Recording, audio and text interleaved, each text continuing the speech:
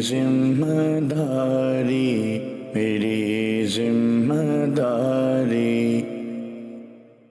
الحمدللہ رب العالمین والصلاة والسلام علی سید المرسلین، اما بعد فاعوذ باللہ من الشیطان الرجیم، بسم اللہ الرحمن الرحیم۔ الصلاة والسلام علیک یا رسول اللہ وعلی آلک واصحابک یا حبیب اللہ۔ الصلاة والسلام علیک یا نبی اللہ وعلی آلک واصحابک یا نور اللہ۔ پیارے پیارے اسلامی بھائیوں اور مدنی چینل کے ناظرین، ایک بار پھر پروگرام میری ذمہ داری کے ساتھ حاضری ہے۔ آئیے شروع میں درود پاک کی فضیلت سنیے۔ نبی کریم صلی اللہ تعالیٰ علیہ وآلہ وسلم کا فرمان عالی شان ہے، جو مجھ پر 100 بار درود پاک پڑھے اللہ تعالیٰ اس کا حشر شہیدوں کے ساتھ فرمائے گا۔ صلو علی الحبیب صلی اللہ تعالیٰ علی محمد وعلی آلہ وصحبہ وسلم۔ مدنی چینل کے ناظرین، الحمدللہ عز و جل اس پروگرام میں میری ذمہ داری مختلف حیثیتوں سے، مختلف جو ایک رول ہے، ایک کردار ہے ہمارا، مختلف انداز سے ہمیں یعنی کہیں بھائیوں کے ساتھ، بہنوں کے ساتھ، پھر اولاد کی حیثیت سے، ایک بیٹے کی حیثیت سے، بیٹی کی حیثیت سے، باپ کی حیثیت سے، ایک اچھے شہری کی حیثیت سے مجھے کس طرح پرفارم کرنا ہے، کیا میری ذمہ داریاں ہیں، کیا رسپانسبلٹیز ہیں، اس پر گفتگو ہوتی ہے۔ آج انشاءاللہ عز و جل ایک جو ہمارا لاسٹ ایپیسوڈ میں ٹاپک تھا، اسی کو ہم آگے کنٹینیو کر رہے ہیں۔ بطور خاص گھر میں جب میاں بیوی اکٹھے ہوتے ہیں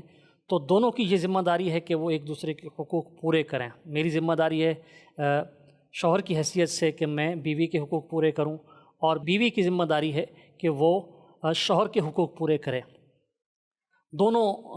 کے بیچ میں اگر محبت ہو، پیار ہو، ایک دوسرے کے حقوق کا پاس رکھنے والے ہوں، اپنی اپنی ذمہ داریاں پوری کرنے والے ہوں، تو گھر امن کا گہوارہ بن جاتا۔ لیکن بعض اوقات ایسا ہوتا ہے کہ کسی وجہ سے آپس میں نا اتفاقی بھی ہو جاتی ہے، آپس میں ہم آہنگی نہیں ہو پاتی۔ تو ایسے میں میری ذمہ داری کیا ہے، انشاءاللہ آج آپ اس بارے میں سنیں گے۔ نیت کر لیجیے اللہ کی رضا کے لیے، حصول ثواب کے لیے پوری توجہ کے ساتھ انشاءاللہ آج کے اس پروگرام میں حاضری دیں گے۔ نا اتفاقی یہ تو ہو جاتی ہے، یعنی کہیں بھی مکمل ہم آہنگی ہونا یہ ضروری نہیں ہوتا۔ بعض اوقات تو یہ ہوتا ہے کہ یعنی شادی سے پہلے ہی ذہن نہیں بن پا رہا ہوتا کہ میرا نکاح وہاں ہو، میری شادی وہاں ہو۔ بعض اوقات یہ ہوتا ہے کہ شادی سے پہلے ذہن بن بھی جاتا ہے، اور بعد میں جو ہے وہ آپس میں کوئی وہ ہم آہنگی کی صورت نہیں بن پاتی۔ کئی دفعہ ایسا ہوتا ہے کہ یعنی ہمارے معاشرے میں لڑکا لڑکی ایک دوسرے کو پسند کر رہے ہوتے ہیں، اور ان کی آپس میں شادی ہوتی ہے، بعد میں آپس میں پھر وہ جو پیار پہلے کا تھا وہ قائم نہیں رہ پاتا۔ اگر ہم شریعت کو فالو کریں، اور ایک جو ہمارے یہاں کا مشرقی جس کو ہم تہذیب کہتے ہیں کہ والدین جو ہیں وہ عموماً رشتے کے حوالے سے وہ چھان بین کرتے ہیں، دیکھتے ہیں، اور پھر اگرچہ بچہ ہو یا بچی ہو، لڑکا ہو یا لڑکی ہو، دونوں کی رائے اس کی اہمیت ہوتی ہے، ان سے رائے لی جاتی ہے، لیکن والدین کا اس فیصلے میں بڑا عمل دخل ہوتا ہے۔ اگر اسی پریکٹس کو اختیار کیا جائے تو بہت ساری جگہوں پر ناچاقی سے بچا جا سکتا ہے، نا اتفاقی سے بچا جا سکتا ہے۔ بعض اوقات جذباتیت میں آپ کسی کو پسند کر رہے ہوتے ہیں، کسی کو اپنے لیے اچھا سمجھ رہے ہوتے ہیں، لیکن چونکہ اممیچورٹی ہوتی ہے، جو ہمارے ماں باپ کے تجربات ہیں، ظاہر ہے وہ ہمارے تجربات نہیں ہیں، اور ماں باپ جو ہیں وہ اپنے بچوں کے لیے اچھا ہی سوچتے ہیں۔ بظاہر جو ہے وہ یعنی جس کی شادی ہونی ہے وہ کچھ اور دیکھ رہا ہوتا ہے، جبکہ یعنی حقیقت کچھ اور ہوتی ہے، اور پھر پرابلم کھڑی ہو سکتی ہے۔ بہرحال اگر یعنی شادی ہو جاتی ہے تو اب حتی الوسع یہ کوشش کرنی چاہیے کہ آپس میں پیار و محبت سے رہیں، اتفاق سے رہیں، ایک دوسرے کو سمجھیں، ایک دوسرے کی نفسیات کو سمجھیں، اور حتی الوسع کوشش کریں۔ بہت ساری چیزوں کو اگنور کرنا پڑتا ہے، اگنور کریں، جیسا کہ پچھلے جو ایپیسوڈ تھا اس میں اس پر بات چیت ہوئی کہ اللہ تبارک و تعالیٰ نے یعنی مرد کے لیے یہ ہے کہ عورت کی اگر کوئی چیز ناپسند ہے تو یہ غور کر لیں کہ بہت ساری اس میں خوبیاں بھی ہوں گی، کسی ایک ایسی کوئی خامی ہے، کوئی ناپسندیدگی کی وجہ ہے، اس کی وجہ سے یعنی اس کے لیے نفرت دل میں نہ پالے، بلکہ اس کی خوبیوں پر نظر کرے۔ تو ایسے ہی اگر بالفرض کوئی ایسی صورت بنتی ہے کہ گھر میں نا اتفاقی کا ماحول بنتا ہے، تو اب کیا ذمہ داری ہے شوہر کی، کیا ذمہ داری ہے بیوی کی؟ اللہ تبارک و تعالیٰ نے قرآن پاک میں جہاں یہ حکم ارشاد فرمایا شوہروں کے لیے خصوصیت کے ساتھ کہ انہوں نے اپنی بیویوں کے ساتھ بہت اچھے انداز سے گزر بسر کرنی ہے، وَعَاشِرُوهُنَّ بِالْمَعْرُوفِ سورہ نساء کی یہ آیت نمبر 19 ہے۔ اس آیت کے اگلے حصے میں اللہ تبارک و تعالیٰ کا مبارک فرمان، اللہ تعالیٰ ارشاد فرماتا ہے فَإِن كَرِهْتُمُوهُنَّ فَعَسَىٰ أَن تَكْرَهُوا شَيْئًا وَيَجْعَلَ اللَّهُ فِيهِ خَيْرًا كَثِيرًا۔ اللہ تعالیٰ ارشاد فرماتا ہے پھر اگر وہ تمہیں پسند نہ آئیں، فَإِن كَرِهْتُمُوهُنَّ اگر تمہیں وہ پسند نہ آئیں تو قریب ہے کہ کوئی چیز تمہیں ناپسند ہو اور اللہ اس میں بہت بھلائی رکھے۔ شادی کے بعد بیوی جو ہے وہ کسی وجہ سے آپ کو پسند نہیں آ رہی، تو اللہ تبارک و تعالیٰ ارشاد فرما رہا ہے کہ قریب ہے کوئی چیز تمہیں اچھی نہ لگتی ہو، تمہیں ناپسند ہو، لیکن اللہ تبارک و تعالیٰ نے اس میں خیر کثیر رکھی ہو، اس میں بہت بڑی بھلائی رکھی ہو۔ مفتی محمد قاسم عطاری مدظ اللہ العالی آپ نے اپنی تفسیر سیرات الجنان میں آیت کے اس حصے کے تحت لکھا ہے، یہ طریقہ صرف میاں بیوی کے تعلقات میں نہیں بلکہ زندگی کے ہزاروں معاملات میں کام آتا ہے۔ اس طریقے کو مثبت ذہنی سوچ یعنی پازیٹیو تھنکنگ یہ کہتے ہیں۔ اگر کسی کام میں، کسی چیز میں خرابی کی کوئی صورت پائی جا رہی ہے تو آپ صرف جو خرابی والی صورت ہے اس کو دیکھتے ہوئے اپنا ذہن نہ بنائیں، بلکہ آپ پازیٹیو تھنکنگ، آپ مثبت سوچ رکھیں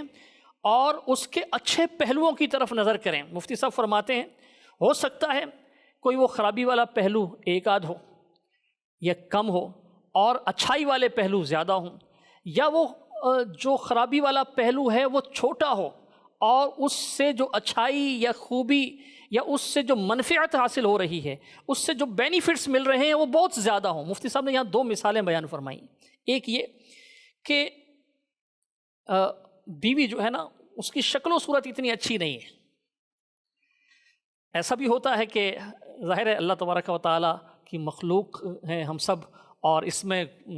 بعض حسن و جمال زیادہ ہوتا ہے، بعض جو ہیں ان کا اتنا نہیں ہوتا۔ تو اب کسی کی شکل و صورت اچھی نہیں ہے، بیوی کی شکل و صورت اچھی نہیں ہے، تو ہو سکتا ہے اس وجہ سے آپ اس کو ناپسند کریں،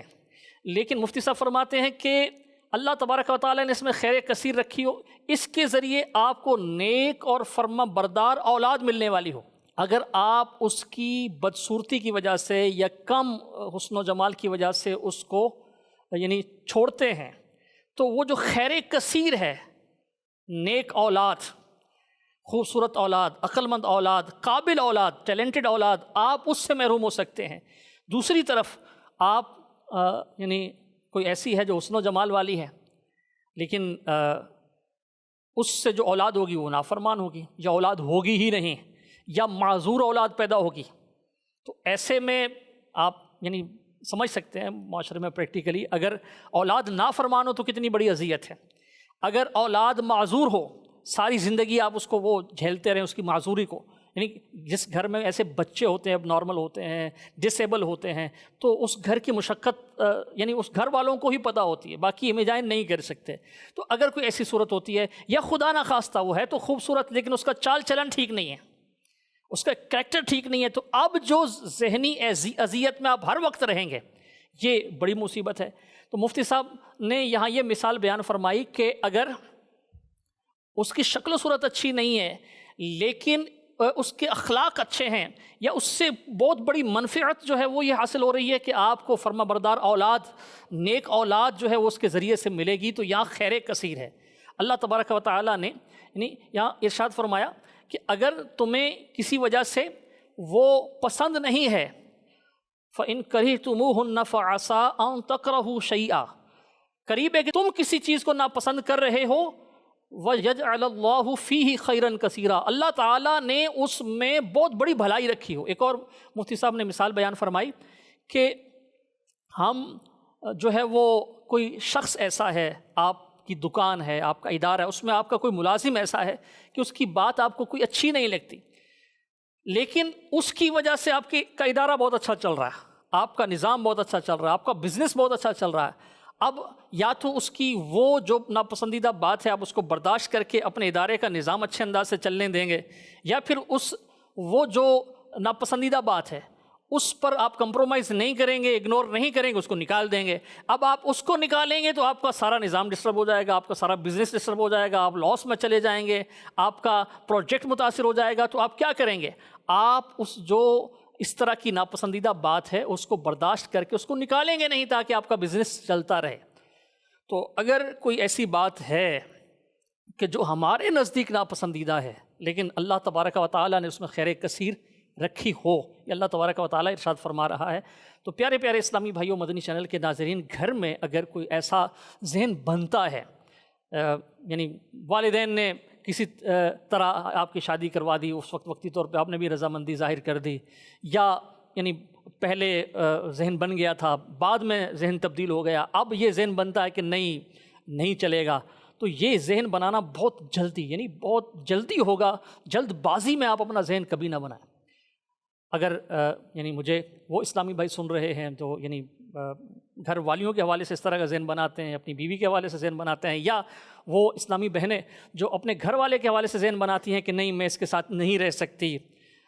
شوہر اس حوالے سے ذہن بناتا ہے کہ نہیں میں اس کے ساتھ نہیں رہ سکتا، تو یہ بہت جلد بازی میں کیا گیا فیصلہ ہوگا، جس کا خمیازہ آپ کو زندگی بھر بھگتنا پڑے گا، اور پھر اس میں یعنی آخرت برباد ہونے کے بھی بہت سارے معاملات ہو سکتے ہیں، بہت سارے گناہوں کے دروازے کھل سکتے ہیں۔ تو یہ بہت پیارا جو ہے نا، اللہ تبارک و تعالیٰ کے سارے فرامین ہی پیارے ہیں، یہ بہت پیارا فرمان ہے۔ اگر کہیں آپ کو کوئی چیز اچھی نہیں لگ رہی تو آپ اس فرمان کی طرف نظر کریں، اللہ تبارک و تعالیٰ نے اس میں ہو سکتا ہے خیر کثیر رکھی ہو۔ جب اس پہلو کی طرف ذہن جائے گا تو انشاءاللہ آپ کے لیے صبر کرنا اور نبھا کرنا آسان ہوگا۔ اب جب دونوں ایک دوسرے کے مزاج کو سمجھیں گے، نفسیات کو سمجھیں گے، تو انشاءاللہ وقتی طور پر کوئی نا اتفاقی والا معاملہ ہو تو وہ دور بھی ہو جائے گا۔ ہمارے معاشرے میں آج کل جو طلاق کا ایک سلسلہ بڑھ رہا ہے، اس کا ایک سبب جلد بازی میں کیے گئے فیصلے ہیں، غصے میں، یعنی بہت سارے ایسے ہیں جو طلاق دیتے ہیں اور کہتے ہیں کہ غصے میں تھے طلاق دے دی، بعد میں پریشان ہو رہے ہوتے ہیں، اور اب ظاہر پریشانی کی بات تو ہے، اب شریعت کا حکم جب نافذ ہوگا، طلاق ہو گئی واقعی، اور اگر اولاد ہے تو اولاد بھی اب پریشان ہوگی، دو خاندان آپس میں جو ہے وہ سمجھ لیں کہ ان کا وہ ایک رشتہ ٹوٹ گیا۔ اس میں دونوں کے لیے، یعنی جن کی شادی ٹوٹتی ہے تو بعض اوقات یہ ایسا ذہن ہوتا ہے کہ بچی کے لیے مشکل ہو جاتی ہے، یعنی طلاق یافتہ جو ہوتی ہے ان کے لیے بہت مشکل ہوتی ہے، واقعی مشکل ہوتی ہے، لیکن صرف اس کے لیے مشکل نہیں ہوتی، جو طلاق دیتا ہے اس کے لیے بھی مشکل ہوتی ہے، اس کے اخلاق، کردار اور اس کے گھرانے کے حوالے سے بہت ساری باتیں ہوتی ہیں، غیبتوں کا دروازہ کھل جاتا ہے، الزام تراشیوں کا دروازہ کھلتا ہے، یعنی ساری زندگی اس سے متاثر ہوتی ہے، اور اگر بچے ہوں تو بچے تو بہت بری طرح متاثر ہوتے ہیں۔ اللہ تبارک و تعالیٰ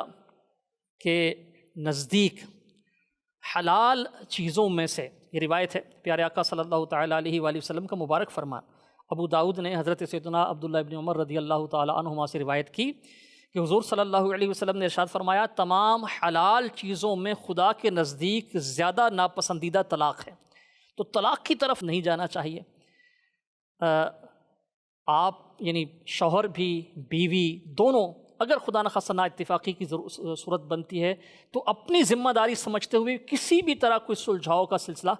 کر لیں، کوئی اتفاق پیدا کرنے کی صورت کریں، میوچل انڈرسٹینڈنگ جو ہے وہ اس طرف آئیں، اور یعنی آپ کو کوئی عادت اگر اپنے یعنی گھر والی کی پسند نہیں آ رہی تو ذہن بنائیں، اگر اس کا اخلاق اچھا ہے، اس کا کردار اچھا ہے، وہ یعنی نیک ہے، سادہ طبیعت کی ہے، تو یہ جو چیزیں ہیں یہ تو بینیفٹ ہیں۔ سبحان اللہ عز و جل، حضور پاک صلی اللہ تعالیٰ علیہ وسلم کا مبارک فرمان، ارشاد فرمایا، دنیا کا بہترین سامان نیک بیوی ہے، تو وہ جن کی بیویاں نیک ہیں تو بہت بڑی نعمت ہے ان کے لیے۔ ارشاد فرمایا گیا دنیا کا بہترین سامان نیک بیوی ہے۔ مفتی صاحب فرماتے ہیں، مفتی احمد یار خان نعیمی رحمۃ اللہ تعالی علیہ، اس حدیث پاک کے تحت، کیونکہ نیک بیوی مرد کو نیک بنا دیتی ہے، وہ اخروی نعمتوں میں سے ایک ہے۔ حضرت مولا علی رضی اللہ تعالیٰ عنہ نے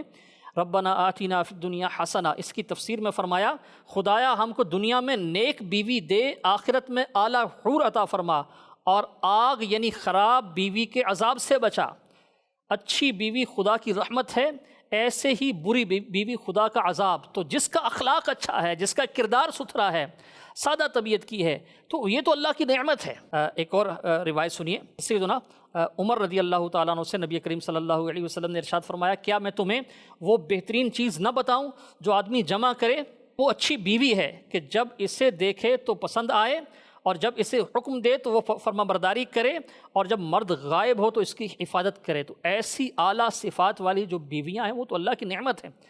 مفسر شہیر حکیم الامت مفتی احمد یار خان نعیمی رحمۃ اللہ تعالیٰ علیہ اس حدیث پاک کے تحت فرماتے ہیں، یعنی اے عمر اگرچہ مال جمع کرنا جائز ہے مگر تم لوگ اسے اپنا اصل مقصود نہ بنا لو۔ اس سے بھی بہتر مسلمان کے لیے نیک بیوی ہے کہ صورت بھی اچھی ہو اور سیرت بھی، کہ اس کے نفع مال سے زیادہ ہیں، کیونکہ سونا چاندی اپنی ملک سے نکل کر نفع دیتے ہیں اور نیک بیوی اپنے پاس رہ کر نفع دیتی ہے۔ سونا چاندی ایک بار نفع دیتے ہیں اور بیوی کا نفع قیامت تک رہتا ہے۔ مثلا رب تعالیٰ اس سے کوئی نیک بیٹا بخشے جو زندگی میں باپ کا وزیر یعنی اس کا معاون بنے، مددگار بنے، اور بعد موت اس کا خلیفہ، اس کا نائب بنے۔ حدیث پاک میں ہے کہ نکاح سے مرد کا 2/3 دین مکمل ہوتا ہے۔ تو اگر اللہ تبارک و تعالیٰ نے کرم کیا آپ کو یعنی کوئی نیک اور پاک باز بیوی ملتی ہے تو یہ بہت بڑی نعمت ہے۔ ہمارے معاشرے میں چھوٹی چھوٹی باتوں کی وجہ سے ذہن جو ہے نا وہ طلاق تک یعنی طلاق کا بنا لیا جاتا ہے، اور جذباتیت میں بعض اوقات طلاق دے بھی دی جاتی ہے، اور پھر پریشانی جو ہوتی ہے وہ سب کے سامنے ہے۔ معاشرے میں کیسے کیسے معاملات جو ہیں وہ ہوتے ہیں، کیسے کیسے مسائل ہوتے ہیں۔ تو جو طلاق ہے یہ اللہ تبارک و تعالیٰ کے نزدیک پسندیدہ نہیں ہے۔ بعض اوقات یہ ہوتا ہے کہ شوہر تو نباہ کرنے کا ذہن رکھتا ہے، لیکن جو بیوی ہے وہ اپنی ذمہ داری جو ہے نا وہ نہیں سمجھتی، اور چھوٹی چھوٹی باتوں پر ناراضگی کا سلسلہ ہوتا ہے، میکے چلے جاتی ہیں، طلاق مانگتی ہیں۔ پیارے آقا صلی اللہ تعالیٰ علیہ وآلہ وسلم کا مبارک فرمان سنیے، ارشاد فرمایا جو عورت بغیر کسی حرج کے شوہر سے طلاق کا سوال کرے اس پر جنت کی خوشبو حرام ہے۔ تو وہ جو چھوٹی چھوٹی باتوں پر طلاق کا مطالبہ کرنے لگتی ہیں اور ناراض ہو کر میکے جا بیٹھتی ہیں، ان کے لیے اس میں عبرت ہے، یعنی ان کے لیے مقام عبرت ہے۔ ایسی عورت جو بلا کسی وجہ بلا کسی حرج کے طلاق کا مطالبہ کرے، ارشاد فرمایا اس پر جنت کی خوشبو حرام ہے۔ تو بیوی کو اپنی ذمہ داری سمجھنی ہے، شوہر کو یہ دیکھنا ہے کہ میری ذمہ داری کیا ہے۔ خدا نخواستہ اگر نا اتفاقی ہو تو بڑے ہی اچھے انداز میں اس کو نا اتفاقی کو دور کر کے نباہ کی صورت بنانی ہے۔ دونوں یعنی مرد بھی عورت بھی ایک دوسرے کی اچھائیوں پر نظر رکھیں، ایک دوسرے کی خوبیوں پر نظر رکھیں۔ جہاں 2-4 ایسی خامیاں ہوں گی وہاں یقیناً بہت ساری خوبیاں بھی ہوں گی، بیسیوں خوبیاں ہوں گی، اور اگر خوبیوں پر نظر ہوگی تو انشاءاللہ عز و جل نباہ کرنا آسان ہو جائے گا۔ ایسے میں جب نا اتفاقی ہوتی ہے تو بعض اوقات جو دائیں بائیں والے ہوتے ہیں وہ بھی بڑا منفی کردار ادا کرتے ہیں، ان کا بھی بڑا نیگیٹو رول ہوتا ہے اس میں۔ بالخصوص جو عورت کے میکے والے ہوتے ہیں بعض اوقات ان کا بڑا نیگیٹو رول ہوتا ہے۔ بچی کی جو امی ہوتی ہے مرد کی ساس، وہ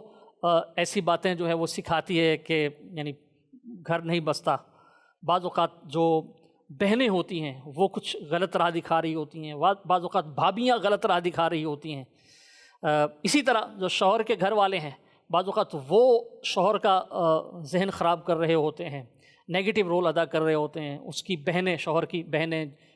یعنی نندیں جو ہوتی ہیں وہ نیگیٹو رول ادا کرتی ہیں۔ تو ان کو بھی اللہ تبارک و تعالیٰ سے ڈرنا چاہیے، اور اس طرح کا کوئی بھی انداز اختیار نہیں کرنا چاہیے کہ جس سے جو ہے وہ یعنی شوہر اور بیوی کے بیچ میں کوئی ناراضگی کی صورت بنے۔ اللہ تبارک و تعالیٰ کے نزدیک یہ کتنا ناپسندیدہ ہے ان میں جدائی ہونا، اور یہ شیطان اس سے کتنا خوش ہوتا ہے، اس روایت سے آپ اندازہ لگائیے۔ حضرت جابر رضی اللہ تعالیٰ عنہ یہ روایت کرتے ہیں کہ نبی کریم صلی اللہ علیہ وسلم نے ارشاد فرمایا ابلیس اپنا تخت پانی پر بچھاتا ہے، اپنے لشکر کو بھیجتا ہے، اس کے نزدیک سب سے زیادہ مرتبے والا وہ ہے جس کا فتنہ بڑا ہوتا ہے۔ شیطان ابلیس پانی پر اپنا تخت بچھاتا ہے، اپنے لشکر کو بھیجتا ہے کارگزاری کے لیے، یعنی جو وہ فتنہ سازیاں کرتے ہیں، لوگوں کو گناہ میں مبتلا کرتے ہیں شیاطین۔ اس کے نزدیک، شیطان کے نزدیک جو ہے زیادہ مرتبے والا وہ ہوتا ہے جو بڑا فتنہ پیدا کرتا ہے۔ ان میں سے ایک آ کر کہتا ہے کہ میں نے یہ کیا، میں نے یہ کیا، اپنی اپنی وہ کارگزاری کارستانی بیان کرتے ہیں۔ تو ابلیس کہتا ہے کہ تم نے کچھ نہیں کیا۔ دوسرا آتا ہے، وہ کہتا ہے کہ میں نے مرد اور عورت میں، شوہر اور بیوی میں جدائی ڈال دی۔ اس سے وہ اپنے قریب کر لیتا ہے اور کہتا ہے کہ ہاں تو ہے، کہ تو نے بڑا کام کیا۔ اس کے نزدیک جو مرد اور عورت میں جدائی ڈالے، شوہر اور بیوی میں جدائی ڈالے، اس کے نزدیک وہ بڑے مرتبے والا ہوتا ہے۔ تو یہ تو شیطان کا کام ہے، شیطان اس سے خوش ہوتا ہے، شوہر اور بیوی میں ناچاقی ڈالنے سے، ڈلوانے سے۔ تو بعض اوقات جو دیگر ہوتے ہیں، گھر کے افراد ہوتے ہیں، لڑکی کے گھر کے افراد ہوتے ہیں، میکے والے وہ، یا شوہر کے گھر کے افراد ہوتے ہیں، شوہر کی بہنیں ہوتی ہیں، یا دیگر لوگ ہوتے ہیں، دیگر رشتہ دار ہوتے ہیں، بعض اوقات دوست بھی ہوتے ہیں۔ تو یہ جو ہے نا، یہ بڑا نیگیٹو رول ادا کرتے ہیں۔ ان کو بھی اللہ تعالیٰ سے ڈرنا چاہیے، اور اس طرح یعنی کسی مرد کے دل میں اس کی زوجہ کے لیے، کسی زوجہ کے دل میں، کسی بیوی کے دل میں اس کے جو ہے وہ شوہر کے لیے، بعض اوقات جو لڑکی ہوتی ہے اس کی سہیلیاں نیگیٹو کردار ادا کر رہی ہوتی ہیں، تو ان کو ایسا ہرگز نہیں کرنا چاہیے۔ آپ نے سنا کہ یہ شیطان کو بڑا یعنی جو اس طرح فتنہ پیدا کرتا ہے اور مرد اور عورت میں جدائی ڈالتا ہے، شیطان کے نزدیک وہ مرتبے والا ہے۔ تو یہ تو شیطانی کام ہے، مرد اور عورت میں جدائی ڈالنا، ان میں نفرت ڈالنا۔ تو جو گھر کے افراد ہیں، دوست ہیں، لڑکی کی سہیلیاں ہیں، ان کو بھی نیگیٹو رول نہیں ادا کرنا چاہیے، بلکہ ان کو پازیٹیو رول ادا کرتے ہوئے ان کی محبتوں میں اضافے کا ذریعہ بننا چاہیے۔ ان کے نا اتفاقی ہے تو نا اتفاقی دور کرنے کا ذریعہ بننا چاہیے، مرد ہو یا عورت۔ عام حالات میں بھی اللہ کرے کہ ہمارے گھر امن کا گہوارہ بنے اور سب کے بیچ میں اتفاق، محبت، پیار، یہ جو ہے رشتے یہ قائم رہیں، اتفاق، پیار، محبت قائم رہے، بلکہ اس میں اضافہ ہوتا رہے۔ اگر خدا نخواستہ کہیں نا اتفاقی کی کوئی صورت بنے تو شوہر بھی، بیوی بھی، گھر کے دیگر افراد بھی یہ جو ہے وہ پازیٹیو رول ادا کرتے ہوئے ناچاقی دور کروانے کی کوشش کریں، نہ کہ اس طرح کی باتوں کو ہوا دے کے نفرتیں مزید بڑھائیں۔ الحمدللہ عز و جل دین اسلام کی یہ برکتیں ہیں۔ دین اسلام نے ایک ایسا زبردست فیملی سسٹم دیا ہے، ایک ایسا میکانزم دیا ہے، ہر ایک کے حقوق بیان فرمائے ہیں، ہر ایک کی ذمہ داریاں بیان کی ہیں۔ یعنی شوہر ہے تو اس نے ماں باپ کا حق بھی ادا کرنا ہے، بہن بھائیوں کا حق بھی ادا کرنا ہے، اپنی زوجہ کا حق بھی ادا کرنا ہے، اور ساتھ ساتھ اپنی اولاد کا حق بھی پورا کرنا ہے۔ کہیں بھی کسی کے حق کی ادائیگی کرتے ہوئے دوسرے کا حق تلف نہیں کرنا، کسی کا حق ضائع نہیں کرنا، کسی کو تکلیف نہیں دینی۔ تو یہ یعنی یہ زرعی اور پیارے اصول ہیں دین اسلام کے۔ یہ ایک پورا فیملی سسٹم ہے۔ بہت سارے معاشرے ایسے ہیں کہ جہاں اس انداز سے وہ ایک فیملی کا سسٹم جو ہے نا، وہ گھریلو نظام، فیملی سسٹم، خاندانی، یہ اس طرح ان معاشروں میں قائم نہیں ہے۔ اب وہ جو ہیں کس طرح کے مسائل کا شکار ہیں یہ وہی جانتے ہیں، یا وہاں رہنے والے بھی بعض اوقات دیکھتے ہیں کہ وہ معاشرے کتنے مسائل کا شکار ہیں۔ لوگ بعض اوقات جو ہے وہ یعنی بہن بھائی ہیں بھی تو ان میں پیار و محبت نہیں ہے، کوئی ایک دوسرے کا دکھ درد بانٹنے والا نہیں ہے۔ شوہر بیوی والا یہ اتنا پاکیزہ رشتہ، یہ بھی بس وہ میٹیریلزم کا دور ہے، غرض اور یعنی ایک دوستی کا ایسا انداز ہوتا ہے جس میں ایک دوسرے کے ساتھ جب تک غرض وابستہ ہے، جب تک آپ کی نیڈ ہے، جب تک آپ کا کوئی اس کے ساتھ مفاد ہے، آپ اس کے ساتھ ہیں۔ جیسے ہی وہ مفاد ختم ہوگا، تو کون میں کون۔ الحمدللہ عز و جل یہ دین اسلام کی برکتیں ہیں، پورا فیملی سسٹم کے بغیر کسی غرض کے، اللہ کی رضا کے لیے، اللہ تبارک و تعالیٰ کو راضی کرنے کے لیے، اس معاشرے کو اچھے انداز سے چلانے کے لیے، اللہ اور اس کے رسول عز و جل و صلی اللہ علیہ وسلم کی فرامین کی پیروی کے لیے